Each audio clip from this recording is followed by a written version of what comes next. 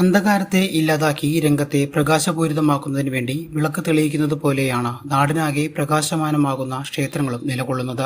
വിളക്കിൽ കരിപിടിക്കുകയോ തിരിയിൽ മഷി പടരുകയോ ചെയ്യുമ്പോൾ പ്രകാശം കുറയുന്നത് പോലെയാണ് കാലപ്പഴക്കത്താൽ ഓരോ ക്ഷേത്രത്തിനും സംഭവിക്കുന്ന അശുദ്ധികളുടെ ആധിക്യത്താലും ക്ഷേത്രത്തിൽ ചെയ്യേണ്ടതായ പൗഷ്ടിക ക്രിയകളുടെ അഭാവത്താലും ചൈതന്യഗ്ലാനി വന്ന ക്ഷേത്ര സങ്കേതങ്ങളിൽ ഒരു വ്യാഴവട്ടക്കാലം കൂടുമ്പോൾ ചൈതന്യപുഷ്ടിക്കായി തന്ത്രശാസ്ത്രം ഉദ്ഘോഷിക്കുന്ന ക്രിയയാണ് നവീകരണ കലശം.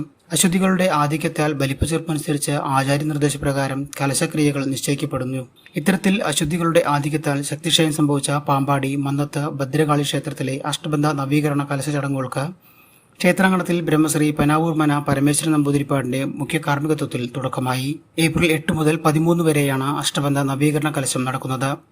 അഷ്ടബന്ധ നവീകരണ കലശത്തിന്റെ ഭാഗമായി ആചാര്യവരണം, ഗണപതി പൂജ, സ്ഥലശുദ്ധി, പാലിക പൂജ, ബീജപൂജ, ബീജാവാപം, പ്രസാദശുദ്ധി, അസ്ത്രകലശ പൂജ, രക്ഷോത്ഘന ഹോമം, വാസ്തുകലശ പൂജ, വാസ്തുഹോമം, വാസ്തുബലി, വാസ്തു കലശാഭിഷേക പൂജ, പുണ്യാഹം, ഗണപതി ഹോമം, മുളപൂജ, ചതുശുദ്ധി, കലശപൂജ എന്നിങ്ങനെ നിരവധി പൂജകൾക്ക് ശേഷം അഷ്ടബന്ധ കലശത്തോടെ പ്രതിഷ്ഠ നിർവഹിക്കും. തുടർന്ന് പ്രസാദകൂട്ടും നടക്കുമെന്ന് ക്ഷേത്രം സെക്രട്ടറി ടി.പി. രാമചന്ദ്രൻ പറഞ്ഞു. അമ്മേ ശരണം, ദേവി ശരണം. എല്ലാവർക്കും നമസ്കാരം.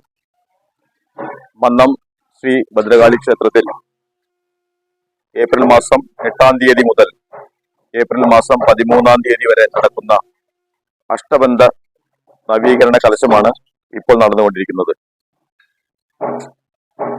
തിരുവില്ലാമലയുടെ ചരിത്രത്തിൽ തന്നെ ആദ്യമായിട്ടാണ് ഒരു ഭഗവതി ക്ഷേത്രത്തിൽ അഷ്ടബന്ധ നവീകരണ കലശം നടക്കുന്നത്.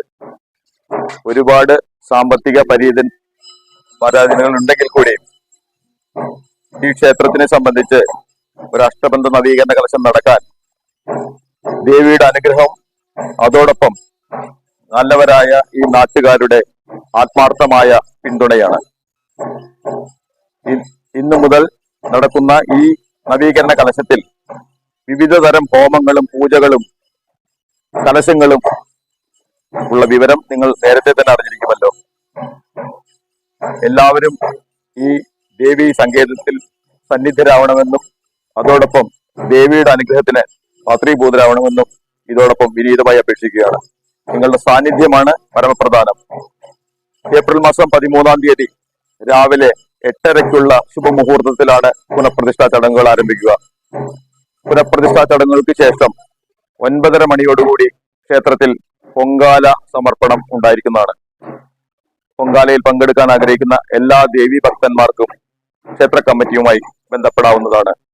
പൊങ്കാലയ്ക്ക് ശേഷം ദേവിയുടെ പിറന്നാളായ ഏപ്രിൽ മാസം 13-ാം തീയതി തന്നെ ഗംഭീരമായ സദ്യയും ഉണ്ടായിരിക്കുന്നതാണ്. എല്ലാവരും പ്രതിഷ്ഠാദിന ചടങ്ങുകളിലും പൊങ്കാലയിലും ദേവിയുടെ പ്രസാദൂട്ടിലും പങ്കെടുത്ത് ദേവിയുടെ അനുഗ്രഹത്തിന് പാത്രീഭൂതരാവണമെന്ന് വിനീതമായി അഭ്യർത്ഥിക്കുന്നു. എല്ലാവർക്കും നന്ദി, നമസ്കാരം.